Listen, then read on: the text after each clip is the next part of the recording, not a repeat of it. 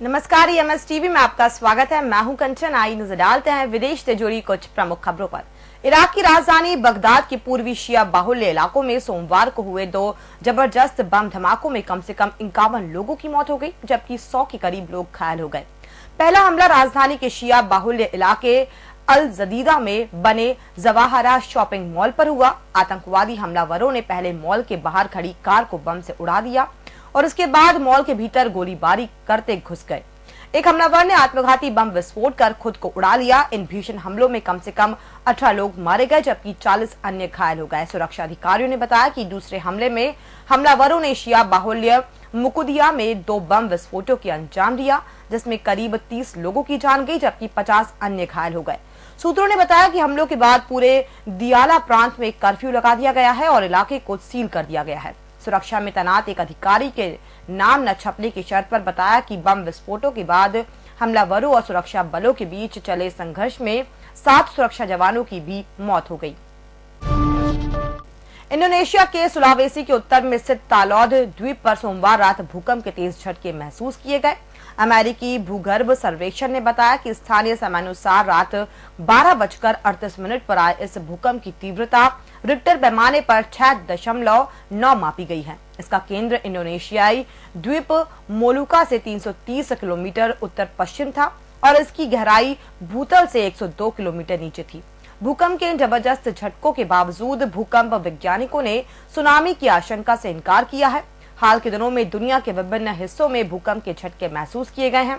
8 जनवरी को अफगानिस्तान और पाकिस्तान में भूकंप के झटके महसूस किए गए। जम्मू और कश्मीर के कुछ हिस्सों में भी भूकंप के झटके महसूस किए गए। भूकंप की तीव्रता रिक्टर पैमाने पर 5.5 मापी गई।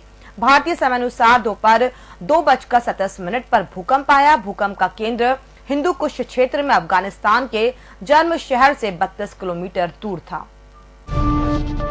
अमेरिका की प्रतिनिधि सभा ने हाल ही में परमाणु परीक्षण करने पर उत्तर कोरिया को दंड देने के मकसद से उसके खिलाफ प्रतिबंध और कड़े करने संबंधी विधेयक आगे बढ़ाया है। हालांकि इस बात को लेकर सवाल उठ रहे हैं कि नए प्रतिबंध कितने प्रभावशाली साबित होंगे।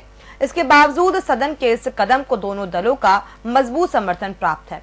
सांसद north Korea sections enforcement act के लिए आज मतदान करेंगे। इस विधेयक में उत्तर कोरिया को मुद्रा नहीं दिए जाने का प्रस्ताव शामिल है। ऐसा कहा जा रहा है कि उत्तर कोरिया को अपने हथियार कार्यक्रमों के लिए इस मुद्रा की आवश्यकता है। विदेश मंत्रालय के पूर्व अधिकारियों का कहना है कि कोई भी नया प्रतिबंध तब तक प्रभावशील नहीं होगा जब तक चीन उत्तर कोरिया के खिलाफ अपनी नीति में बड़ा बदलाव नहीं करता है। इसके अलावा उत्तर कोरिया संबंधी मामलों के विशेषज्ञों के एक पैनल ने कहा है कि उत्तर कोरिया के खिलाफ अमेरिका के मौजूदा प्रतिबंध लागू नहीं किए जा रहे हैं।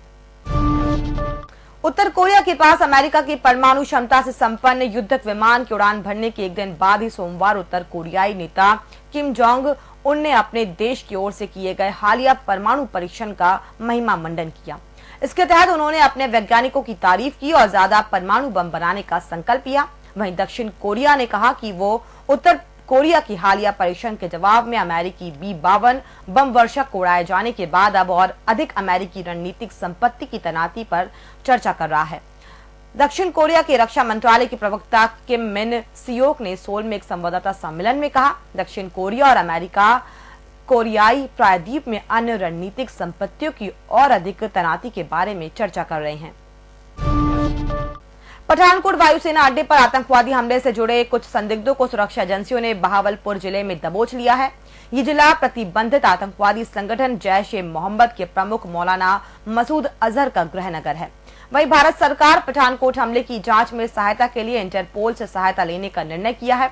गृह मंत्रालय के अनुसार बिना पहचान वाले शवों पर जानकारी प्राप्त करने के लिए NIA पठानकोट में मारे गए 4 आतंकवादियों पर इंटरपोल का ब्लैक कॉर्नर नोटिस प्राप्त करेगी। सूत्रों ने बताया कि NIA ने शव के कुछ हिस्से भी CFSL को भेजे हैं ताकि ये पता लगाया जा सके कि क्या वे शेष 2 आतंकवादियों के हैं जो सुरक्षा बलों के साथ 80 घंटे तक चली मुठभेड़ में शामिल थे। प्रवक्ता ने बताया कि NIA की 10 सदस्यीय एक टीम का खोज अभियान पंजाब में जारी है।